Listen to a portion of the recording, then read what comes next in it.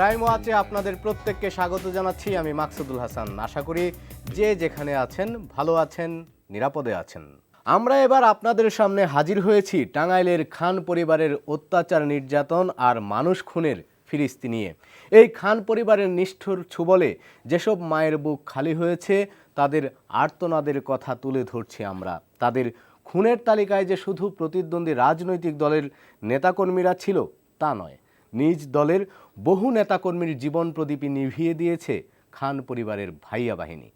ক্ষমতাসীন দলের নেতারা বলছেন, গেল 2 যুগে টাঙ্গাইলে যেসব হত্যাকাণ্ড হয়েছে তার প্রত্যেকটির সাথেই খান পরিবার জড়িত। চাঁদাবাজি, টেন্ডারবাজি, দখল আর খুনের রাজনীতি দিয়েই টিকেছিল সংসদ সদস্য আমানুর রহমান খান রানা, টাঙ্গাইল পৌরসভার সাবেক মেয়র শহীদুর রহমান খান মুক্তি, কেন্দ্রীয় ছাত্রলীগের সাবেক সহসভাপতি সানিয়াত খান বাপ্পা ও পরিবহন ব্যবসায়ী জাহিদুর রহমান খান কাকনদের সাম্রাজ্য। তাদের এই একচেটিয়া ভয়ঙ্কর খেলার মধ্যাহ্ন বিরতির বাঁশি বাজালো কে? টাঙ্গাইল ঘুরে তারই অনুসন্ধান করেছেন আমাদের বিশেষ প্রতিনিধি শফিক শাহীন। স্বাধীনতার পর থেকে টাঙ্গাইলের রাজনীতির মূল চাবি ছিল সিদ্দিকী পরিবারের হাতে। তাদের একচ্ছত্র আধিপত্যের মাঝখানে 1985 সালে খান পরিবারের শামসুর রহমান খান শাহজাহান জেলা আওয়ামী লীগের সভাপতি হন। তার এই পদ লাভের মধ্য দিয়ে টাঙ্গাইলের রাজনীতিতে সিদ্দিকী পরিবারের বিকল্প শক্তির অভিষেক ঘটে। তার 5 ভাতিজা মরহুম আমিনুর রহমান বাপ্পি, আমানুর রহমান খান রানা, শহীদুর রহমান খান মুক্তি, জাহিদুর রহমান কাকন ও সানিয়াত খান বাপ্পা আবির্ভূত হন রঙ্গমঞ্চে। অবৈধ অর্থবিত্তের লোভে মরিয়া হয়ে ওঠে এই পরিবারের সদস্যরা। খান পরিবারের নামে গড়ে ওঠে আরেকটি সন্ত্রাসী বাহিনী। তাদের খুনের রাজনীতি শুরু হয় 1997 সালের 18 এপ্রিলে টাঙ্গাইল শহর শাখা ছাত্রলীগের সাধারণ সম্পাদক শামীম তালুকদারের হত্যার মধ্য দিয়ে। বোনের বাসাতে ফোন দিছে, ওর খবর ধরছে, তারপর আমি করলাম শামীমকে, কয় টিপু নিয়ে গেছে। টিপুটাকে? টিপু হইলো ওদের সাথেই থাকতো, ওই রানাগোর সাথে খুমনগোর সাথে থাকতো ছেলেটা। শামীম রেজে মেয়েরা খেয়েছে, এরা করলো কয় তুষার করছে, মানে শামীমেরই প্রবাদ ভাই। কোথায়? কয় এলো তেজগাঁও থানায়। হ্যাঁ, পান্তপথে মারছে, তেজগাঁও থানায়। দীর্ঘ 20 বছর আগের এই ঘটনায় এখন তার পরিবারের কেউ কথা বলতে রাজি হয়নি। ছেলে হত্যার বিচার চেয়ে দাঁড়ে দাঁড়ে ঘুরে ক্লান্ত শামীমের মা এখন মৃত্যুশয্যায়। শামীমকে হত্যার পর খান পরিবারের নজর পড়ে স্বেচ্ছাসেবক লীগের আহ্বায়ক খোরশেদ আলী খোকনের উপর। শামীমের বন্ধু খোকনকে জীবিত রাখলে সেও খান পরিবারের জন্য চ্যালেঞ্জ হতে পারে। তাই তাকেও 1999 সালের 15ই মে টাঙ্গাইলে প্রকাশ্যে খুন করে খান পরিবারের সদস্যরা। একই সাথে খোকনের বন্ধু শামীম ও খোকনের হত্যার সাক্ষী মাজেদা খানম। ওরা বলে পিস্তল দেয়া, ছুরি দেয়া খাড়া করায় রাখছে, আমার বড় পোলারে খাড়া করায় রাখছে। ওরা রাইগে বেড়ায় নেই, ওর সামনেই কোবাইছে। পরে ওরা বলে কোবাই গেছে গা। পরে মুক্তিরা আমি নিজে যে দেখছি, কিন্তু চেহারা দেখিনি গা। কিন্তু তুমি যদি বাবা সবসময় আমার বাসায় আহ যাও, তোমার বডিটা দেখে চলাটা দিয়ে আমি চিনুম না। ছেলের হত্যার বিচারে মামলাও করেছিলেন মাজেদা খানম। বিচার পাওয়া তো দূরে থাক, উল্টো মামলায় আপোষ করতে বাধ্য হন বলে জানান খোকনের মা। মানে বাবা আমার মারবার চাই, আমি কি করব? আত্মটা আমার জীবনটা তো আমার রক্ষা করন লাগবো। এই মামলা আমি যে এতটা বছর জীবনের সাথে যুদ্ধ করে চালাইছি, তারপরে যা ফসে গেছি, কম চলে যায়নি গা। শুধু খোকনকে হত্যা করেই ক্ষান্ত হয়নি খান পরিবার। তাদের নির্যাতনের কারণে দীর্ঘ 16 বছর এলাকায় থাকতে পারেননি খোকনের ছোট ভাই বরকত আলী বকুল। ওদের সাথে যে কেউ যদি খালি কোনো রকমের মতৈক্য না থাকতো, মানে মতের বিরুদ্ধে গেলে তাকে আর তারা রাখতো না। টাঙ্গাইল 16 বছর থাকতে পারি নাই, আমি সঠিক বিচারও পাই নাই আমার ভাইয়ের হত্যাকাণ্ডের। আবারও খান পরিবারের হাতে রক্তের দাগ। এবার তারা হত্যা করে টাঙ্গাইলের পৌর কমিশনার কায়কোবাদ রুমি চৌধুরীকে। 2004 সালের 14ই অক্টোবর খান পরিবারের পাশের বাড়ির রুমি চৌধুরীকে প্রকাশ্যে খুন করে খানরা। তুমি খুন যেটা করছে তার হিসাব নাই, আপনারা বাইরে জিজ্ঞাসা করে দেখেন। মেয়রার পরেও যে কতটি খুন করছে তার কোনো হিসাব নাই। এইরকম ডেঞ্জারাস লোকেরা। এখনও প্রতি মুহূর্তে মূর্তিমান আতঙ্ক হয়ে আছে খান পরিবার। বিচারের বাণী যেন নিভৃতে কাঁদে এই পরিবারের ক্ষেত্রে। কীভাবে এখন তো আমরা সব আতঙ্কের মধ্যে থাকি, রাত্রে আতঙ্কের মধ্যে থাকি, দিনে আতঙ্কের মধ্যে। ওই ছেলেরা বাসায় আসতে পারে না, এত ভয়ঙ্করভাবে আমরা থাকি। আমরা ছাড়া আর কেউ জানি না। মামলাটা এখন আপনার রাজনৈতিক হত্যাকাণ্ড হিসাবে এটা বিবেচনায় নিয়ে এটাকে করে রাখছে, এই বাদ দিয়ে দিছে। শুধু নিজ দলের নেতাদেরই নয়, এবার খান পরিবারের নজর প্রতিপক্ষের দিকে। তারই ধারাবাহিকতায় 2004 সালের 28শে অক্টোবর শহরে খুন হন জেলা ছাত্রদলের সহসভাপতি এম এ রৌফ। 2011 সালের 1 নভেম্বর টাঙ্গাইলের ভিক্টোরিয়া রোডে সিটি ইলেকট্রনিক্সের দোকানে সাদিকুর রহমান দীপু সন্ত্রাসীদের গুলিতে মারা যান। এই হত্যাকাণ্ডেও সন্দেহের তীর খান পরিবারের দিকে। 2012 সালের 24শে অক্টোবর ঔষধের দোকানদার শাহিন শিকদারকে হত্যা করা হয়। এই হত্যাকাণ্ডেও অভিযুক্ত হয় খান পরিবার। 2013 সালের 18 জানুয়ারি খুন হন জেলা আওয়ামী লীগের নেতা ফারুক আহমেদ। তার অপরাধ ছিল তিনি জেলা আওয়ামী লীগের সাধারণ সম্পাদক হতে চেয়েছিলেন। অন্যদিকে এই পদ পেতে মরিয়া ছিলেন খান পরিবারের সদস্য শহীদুর রহমান খান মুক্তি। এই পদের জন্য ফারুক আহমেদকে হুমকি মনে করায় তাকে সরিয়ে দিয়েছে খান পরিবার। আমানুর রহমান খান রানার গ্লোবাল সেন্টারে ফারুক আহমেদকে গুলি করে হত্যার পর তার লাশ ফেলে রাখা হয় বাসভবনের পাশে। আর কোনো সন্তান তাদের পিতাকে না হারায়, কোনো মেয়ে যেন বিধবা না হয়, আশা করি এই হবে। তার কারণ খুনিরা খুন করার পর থেকে, তাদের আত্মগোপনে চলে যাওয়ার পর থেকে টাঙ্গাইল এই খুন খারাপিটা নেই বললেই চলে। 2013 সালের জুনে টাঙ্গাইলে বালু ব্যবসায় আধিপত্য বিস্তারকে কেন্দ্র করে জাহিদুর রহমান খান কাকনের নির্দেশে যুবলীগের মোর্শেদ ও তার সহযোগীদের নিয়ে সুপারিবাগান রোডে তুহিনকে পিটিয়ে হত্যা করা হয়। 2013 সালের 24শে জুলাই টাঙ্গাইল জেনারেল হাসপাতালের সামনে ঔষধের দোকানদার কবিরকেও কাকনের নির্দেশে হত্যা করা হয়েছে বলে অভিযোগ খুনের শিকার পরিবারের। খান পরিবারের হিংস্রতার সর্বশেষ নজির হল বাঘিল ইউনিয়ন যুবলীগের কর্মী মোহাম্মদ শামীম ও সম্পাদক মামুন মিয়াকে হত্যা। 2012 সালের 16ই জুলাই সকালে পিচুরিয়া গ্রামের বাড়ি থেকে টাঙ্গাইল শহরের উদ্দেশ্যে বের হন তারা। তারপর তাদের আর খোঁজ পাওয়া যায়নি।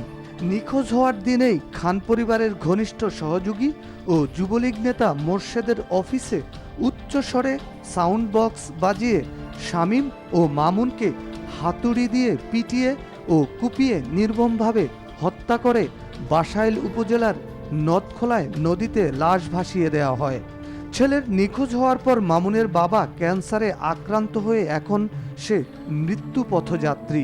ঠিকমতো কথাও বলতে পারেন না মামুনের বাবা আব্দুল আজিজ। আর মামুনের মা জুবেদা খাতুনের শারীরিক অবস্থাও খুব একটা ভালো না। তাই জীবনের পড়ন্ত বিকেলে ছেলেকে হারিয়ে পাগল প্রায় আজিজ ও জুবেদা। মোর্শেদ কইছে যে কন্ট্রাক্টারি কাম দিমু তরে, তুই আমার সাথে থাকবি, তুই কন্ট্রাক্টারি করবি, আমার বাড়িতে থাকবি। মেলা দিন অগবাড়িতে থাকছেও, রানাগো বাসায় থাকছে কইছে যে ভাই আঙুরে হেবার ভালোবাসে, এনে কইছে ভালোবাসে কইয়া হেনে থাকতে অগরে মিড়ামনের কথা কইয়া রাইকে অগরে যে ঘুম করে দিছে। মোর্শেদি ও লোক সেট করে থুইছিল, লোক সেট করে দিছিল। আর বাসায় সরাসরি যে যাওয়া আমরা বাবা তা জানাই, এটা আর আমি আর খুবই জানি।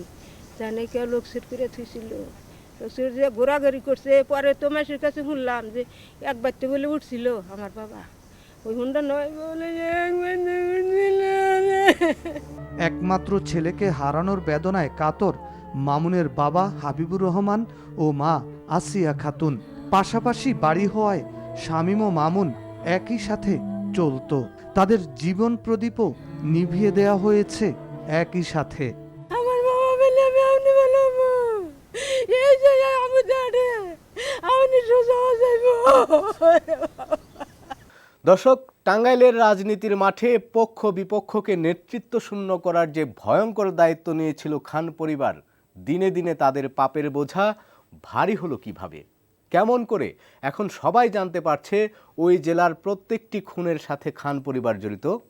টাঙ্গাইলের রাজনীতিতে গেল ৩০ বছর একচেটিয়া রাজত্ব করেছে খান পরিবারের ৪ বরপুত্র। তাদের রাজত্ব এতটাই রক্তাক্ত ছিল যে প্রকাশ্যে খুন করেও বীর দর্পে এলাকায় আধিপত্য ধরে রেখেছে খানরা। তবে পাপ যে বাপকেও ছাড়ে না, তা আবারও প্রমাণ হলো খান পরিবারের সন্ত্রাসের ঘরে বাতাস ঢোকায়। ডজন খানেক হত্যাকাণ্ডের পরও যখন খানদের টিকিটি পর্যন্ত স্পর্শ করতে পারেনি আইন শৃঙ্খলা রক্ষাকারী বাহিনী, তখন একটি হত্যাকাণ্ডের ঘটনায় পাল্টে দিয়েছে পুরো টাঙ্গাইলের খুনের রাজনীতির দৃশ্যপট। লেজ গুটিয়ে পালিয়েছে খানরা। তা কিভাবে সম্ভব হলো? মুক্তিযোদ্ধা ফারুক আহমেদ হত্যাকারীদের গ্রেপ্তারের দাবিতে সোচ্চার হয় স্থানীয় আওয়ামী লীগ নেতাকর্মী ও সাধারণ মানুষ। খান পরিবারের দিকে সন্দেহের তীর থাকলেও তাদের প্রভাব প্রতিপত্তির কারণে আইনশৃঙ্খলা বাহিনীও তাদের টিকিটি পর্যন্ত স্পর্শ করতে পারেনি। তবে গণেশ উল্টে যায় তখনই যখন খান পরিবারের ঘনিষ্ঠ জন হিসেবে পরিচিত আনিসুল ইসলাম রাজা ও মোহাম্মদ আলীকে গ্রেপ্তার করা হয়।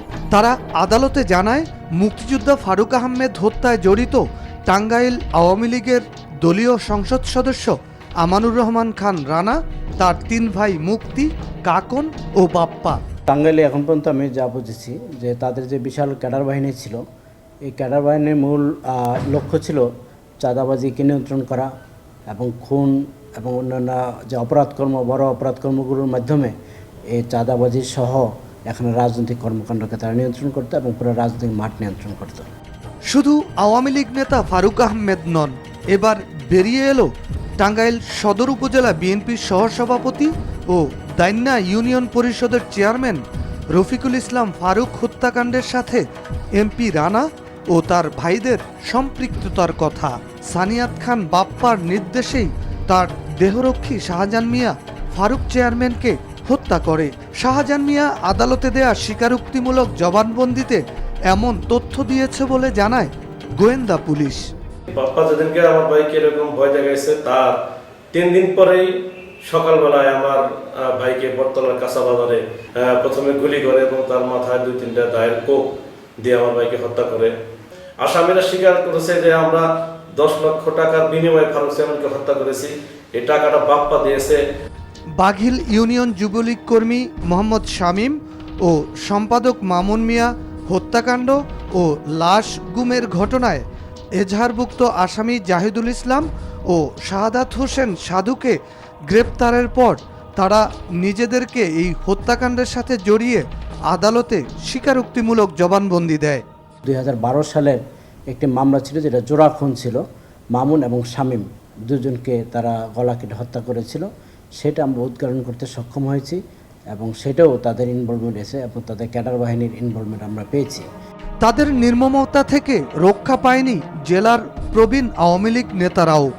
এতদিনে মুখ খুলতে ভয় পেতেন এমপি রানা ও তার ভাইদের দাপটের কারণে। তাদের অর্থনৈতিক দাপট এবং যে পরিবারকে হত্যা করত সেই পরিবারের 2-1জনকেই তারা অনেক সময় হাত করে ফেলত। সরকারি প্রভাব খাটিয়ে সরকারি দলের ছত্রছায়ায় মামলা প্রত্যাহার করে নেওয়ার জন্য তাদের যে কৌশল, সেই সমস্ত কৌশলগত কারণেই অনেকটা পারা যায় না। নিজেদের খুঁটির জোর ধরে রাখতে সদা সতর্ক রানা পরিবারের অত্যাচার নির্যাতন মুখ বুজেই সহ্য করতে বাধ্য হয়েছেন তৃণমূল আওয়ামী লীগের নেতাকর্মীরাও। রানা বাহিনীর সাম্রাজ্যের পতন হওয়ার পর তারা মুখ খুলছেন ক্রাইম ওয়াচ টিমের কাছে। আমরা এরশাদ শিকদারের কথা শুনেছি। এরশাদ শিকদারের চাইতেও শতগুণ সন্ত্রাসী আমানুর রহমান রানা। তার কাছে এমন কোনো নাই যে খারাপ লোক নাই যে তার হাতে ছিল না। সারা টাঙ্গাইল ডিস্ট্রিক্টে যত হত্যাকাণ্ড হয়েছে প্রত্যেকটা হত্যাকাণ্ডের সঙ্গে আমানুর রহমান রানা এবং খান পরিবার জড়িত। খুনের রাজত্ব কায়েম করে দখল, চাঁদাবাজি, টেন্ডারবাজি আর মাদক ব্যবসার খবর গণমাধ্যমে আসলে চরম ক্ষিপ্ত হতো খান পরিবারের সদস্যরা, যার কারণে তখন তাদের কুকীর্তি গণমাধ্যমে প্রকাশ করতেও ভয় পেত স্থানীয় গণমাধ্যম কর্মীরা। মুক্তিযোদ্ধা ফারুক আহমেদ হত্যাকাণ্ডের পর তো প্রেক্ষাপট চেঞ্জ হয়ে গেছে। মানে এটা তো শুধু খান পরিবার না, টাঙ্গাইলের রাজনীতির জন্য বা যারা এখনও বাইরে উঠতে চায় তাদের জন্য একটা মেসেজ যে প্রভাবশালী যে যতই হোক পতন এক সময় হয়। মানে হত্যার রাজনীতি আশা করা যায় যে এর মধ্য দিয়েই টাঙ্গাইলে অবসান হতে যাচ্ছে। দীর্ঘদিন টাঙ্গাইলের রাজনীতি যে পরিবারের আঙুলের ইশারায় চলতো, সেই খান পরিবার কি শুধু নিজেরাই প্রতিপক্ষকে খুন করত? না, পথের বাধা দূর করতে তারা ভাড়াটিয়া খুনিকেও ব্যবহার করত। তবে ভাড়াটিয়া খুনিরা খুন করতে না পারলে তাদের পরিণতি কি হতো? খুনের নেশায় মত্ত টাঙ্গাইলের খান পরিবার যখন খুন করতে করতে হাঁপিয়ে উঠত, তখন প্রতিপক্ষকে ফেলে দিতে ভাড়াটিয়া খুনিকে ব্যবহার করত। আর ভাড়াটিয়া খুনিরা খুনে ব্যর্থ হলে তাদেরও পরিণতি হতো ভয়াবহ। খুনে ব্যর্থতার দায়ে তাদেরও খুন করত খান পরিবার। এমন টার্গেট কিলিংয়ের হাত থেকে যারা বেঁচে গিয়েছেন, আসলে তাদের প্রতিক্রিয়া কি? অভিযোগ আছে টাঙ্গাইল জেলা যুবদলের সভাপতি আহমেদুল হক শাতিলকে হত্যার পরিকল্পনা করে আওয়ামী লীগ দলীয় সংসদ সদস্য রানা, তার 3 ভাই কাকন, মুক্তি ও বাপ্পা। সে অনুযায়ী যুবলীগ নেতা মোহাম্মদ শামীম ও মামুন মিয়াকে 5 লাখ টাকায় ভাড়া নেয় শাতিলকে হত্যার কাজে। কিন্তু তারা শাতিলকে হত্যায় ব্যর্থ হলে 16 জুলাই তাদের হত্যা করে নদীতে লাশ ফেলে দেয় খান পরিবারের সহযোগী যুবলীগ নেতা মোরশেদের সহযোগী শাহাদাত হোসেন সাধু ও জাহিদুল ইসলাম আদালতে স্বীকারোক্তিমূলক জবানবন্দিতে এমন তথ্য দিয়েছে। নিজেকে খুন করাতে ভাড়াটিয়া খুনি লেলিয়ে দেওয়ার ঘটনা আলোচনায় আসার পর ক্রাইম ওয়াচ টিম কথা বলে শাতিলের সাথে। রাজনৈতিক ঈর্ষার বশবর্তী হয়ে আমাকে হত্যার ষড়যন্ত্র করছিল। পাশাপাশি আমি না থাকলে এই অঞ্চলে বা এই শহরের এই একটা সাইডে তাদের নেতৃত্ব প্রতিষ্ঠা হবে, এরকম একটা ভবিষ্যৎ স্বপ্ন নিয়ে হয়তো বা তারা এই ষড়যন্ত্রে লিপ্ত হয়েছিল আমি মনে করি।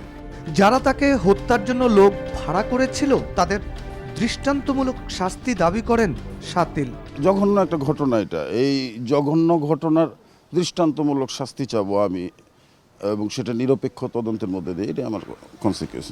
আর টাঙ্গাইল জেলা আওয়ামী লীগের তথ্য, বিজ্ঞান ও প্রযুক্তি বিষয়ক সম্পাদক তানভীর হাসান ছোট মনিরকে হত্যার জন্য ভাড়াটিয়া লোক পাঠায় খান পরিবার, এমন অভিযোগ করে ছোট মনির।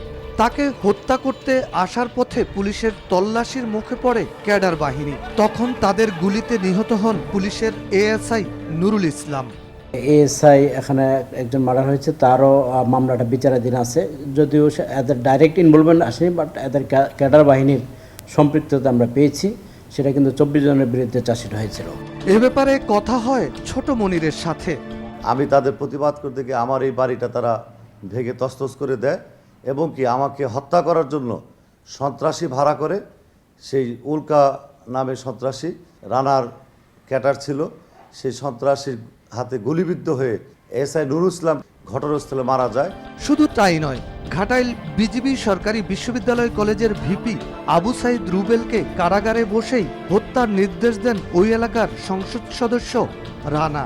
আমান রহমান খান রানা যখন তিনি জেল হাজতে, তিনি সর্বশেষ আমাকে হত্যা করার জন্য সে সরাসরি নির্দেশ দেয়। আমি যখন যাইতেছিলাম রাস্তা থেকে, আমার হামলা করে অতর্কিতভাবে তার কোপায়, এবং আমার শরীরে আপনারা দেখতে পাচ্ছেন যে হাতের আঙ্গুল, তর্জনী আঙ্গুলটা নেই, 2টা হাতের রক কাটা হয়েছে, বিভিন্ন জায়গায় ক্ষত বিক্ষত শরীরের অঙ্গ প্রত্যঙ্গ, পায়ের রক কাটা হয়েছে। 4 ভাইয়ের মধ্যে সবচেয়ে বেশি মামলায় আসামি হয়েছেন বড় ভাই এমপি রানা। তার বিরুদ্ধে এ পর্যন্ত বিভিন্ন থানায় 46টি মামলা হয়েছে। এর মধ্যে 2টি হত্যা মামলা প্রত্যাহারের সুপারিশ করেছে সরকার। একটি হত্যাসহ 2টি মামলার কার্যক্রম উচ্চ আদালতের নির্দেশে স্থগিত আছে। 42টি মামলা থেকে তিনি অব্যাহতি পেয়েছেন, কোনোটি আদালত থেকে, আবার কোনোটি পুলিশের চূড়ান্ত প্রতিবেদনের মাধ্যমে। আরেক ভাই শহীদুর রহমানের বিরুদ্ধে মামলা হয়েছে 36টি। অপর 2 ভাই জাহিদুর রহমান ও সানিয়াত খানের বিরুদ্ধে 2টি হত্যাসহ কয়েকটি মামলা রয়েছে। শুধু এই ফারুক আহমেদ না, আমি আগেই বলেছি 2012 সালে সেই সময় তার বিরুদ্ধে 32টা সন্ত্রাসের চাঁদাবাজি মামলা, 6টা হত্যা মামলা তার বিরুদ্ধে। তখন তদন্ত প্রভাবিত করে পুলিশকে দিয়ে ফাইনাল রিপোর্ট হয়ে যেত, আর অনেক তো মামলা করতেও সাহস পেত না। সবচেয়ে যেটা নির্মম যে রাজনৈতিক বিবেচনায় মামলা প্রত্যাহার।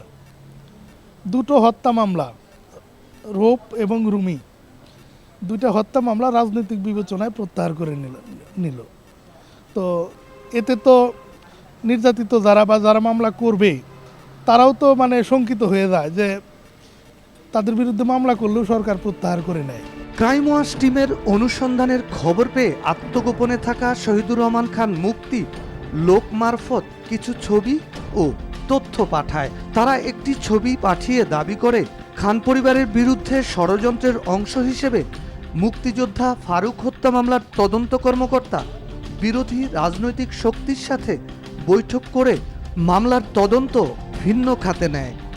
খান পরিবার আরও দাবি করে মুক্তিযোদ্ধা ফারুক হত্যাকাণ্ডের সময় এমপি রানা, ঘাটাইলে আর অপরাপর ভাইয়েরা দেশের বাইরে ছিল। তবে সরকারের কাছে পুলিশের বিশেষ শাখা থেকে পাঠানো প্রতিবেদনে বলা হয় খান পরিবারের সদস্যরা কেউ বিদেশ গেলেই খুনের ঘটনা ঘটে। আর মুক্তিযোদ্ধা ফারুক হত্যার আসামি ওয়াহিদকে নির্যাতন করে স্বীকারোক্তিমূলক জবানবন্দি নেওয়া হয়েছে এমন একটি টেলিফোন আলাপ পাঠানো হয় ক্রাইম ওয়াচ টিমের কাছে। ওয়াহিদ বলছিলাম। জি বলেন, কি অবস্থা আপনার? মিথ্যা সাক্ষী দেবনি বুঝছেন? হ্যাঁ, এই মিথ্যা সাক্ষী দেবনি। এখন বাইরেরা তো মনে করেন যে আমার উপরে খুব খেপা বুঝছেন। তবে এমপি রানা কারাগারে, মুক্তি ঢাকায় পলাতক এবং কাকন ও বাপ্পা দেশের বাইরে থাকায় তাদের বক্তব্য নিতে পারেনি ক্রাইম ওয়াচ টিম। মুক্তিযোদ্ধা ফারুক হত্যায় আসামি হিসেবে আদালতের নির্দেশে খান পরিবারের মালামাল ক্রোক করে পুলিশ। তবে যে কোনো সময় এলাকায় ফিরে আবারও ত্রাসের রাজনীতি কায়েম করতে পারে খান পরিবার, এমন আশঙ্কা ভুক্তভোগীদের। আমরা বিচার চাবো তো দূরে থাকুক, আমাদের প্রাণনাশের হুমকি ধামকি এইসব বিষয়ে হওয়ার পরে আমরা এক একজন এক এক দিকে পালিয়ে বেরিয়েছি, এক একজন এক এক দিকে। আমরা এই বাসায় আসতে পারি না দীর্ঘ 12 বছর। যে কয়টি হত্যাকাণ্ডের সাথে তারা জড়িত ছিল সব কটাই কিন্তু আমরা উদ্ঘাটন করতে সক্ষম হয়েছি, এবং আরও কিছু পাইপলাইনে হয়তো আছে, সেগুলো আশা করি কেউ যদি অভিযোগ নিয়ে আসে সেগুলো উদ্ঘাটন করা সক্ষম হবে। ফলে আবার নতুন করে এই ধরনের হত্যার রাজনীতি বা হত্যাকাণ্ডের মাধ্যমে এই ধরনের কর্মকাণ্ড চালাবে কেউ টাঙ্গাইলে, এই ধরনের মনে হয় আর কেউ সাহস পাবে না বা হবে না টাঙ্গাইলে। দর্শক, রানা ব্রাদার্সের দিন যদি শেষ হয়ে থাকে তাহলে স্বস্তির নিঃশ্বাস ফেলবে টাঙ্গাইলের আওয়ামী লীগ। রাজনীতির নোংরা খেলায় খালি হবে না আর কোনো মায়ের বুক, সাধারণ মানুষকেও আর আতঙ্ক তাড়া করে ফিরবে না। আপনার আশপাশে হয়তো দাপিয়ে বেড়াচ্ছে খান পরিবারের মতো কোনো সন্ত্রাসী বাহিনী। এবার আপনার অনুসন্ধানী মনের দরজা জানালা খোলা রাখুন। আপনার আশপাশে ঘটে যাওয়া কিংবা ঘটতে পারে এমন কোনো অপরাধের কথা আমাদের জানান। আপনার পরিচয় গোপন রেখে ক্রাইম ওয়াচ টিম হাজির হবে আপনার দেখানো পথে। মুখোশ খুলব অপরাধীদের। আমাদের সাথে যোগাযোগের ঠিকানা প্রযোজক ক্রাইম ওয়াচ, এনটিভি, বিএসসিসি ভবন, 7ম তলা, 102 কাজী নজরুল ইসলাম অ্যাভিনিউ, কারওয়ান বাজার, ঢাকা 1215। আমাদের ইমেল করতে পারেন crimewatch@ntvbd.com এই ঠিকানায়। আর পুনরায় অনুষ্ঠানটি দেখতে ভিজিট করুন www.ntvbd.com। ফেসবুকে আমাদের পাবেন facebook.com/crimewatchntv। এবার বিদায় নেবার পালা। সবাই ভালো থাকুন, নিরাপদে থাকুন। অপরাধ ও তার শেষ পরিণতি জানতে দেখুন ক্রাইম ওয়াচ।